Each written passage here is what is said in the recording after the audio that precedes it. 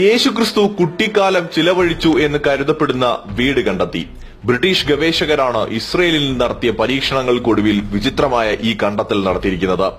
ഇസ്രയേലിലെ നസ്രേത്ത് എന്നറിയപ്പെടുന്ന ഒരു സന്യാസി മഠത്തിന്റെ അവശിഷ്ടങ്ങൾക്കടിയിലാണ് പുരാതനമായ ഈ ഗ്രഹത്തിന്റെ അവശിഷ്ടങ്ങൾ കണ്ടെത്തിയിരിക്കുന്നത്.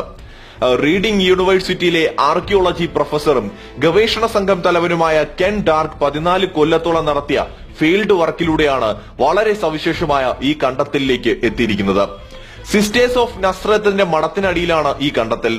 യേശുവിന്റെ വളർത്തച്ഛൻ ജോസഫിന്റെ വീടാണിതെന്നും ഇത് 1-ാം നൂറ്റാണ്ടിലെ ഭവനമാണ് എന്നും ഗവേഷകർ അവകാശപ്പെടുന്നു.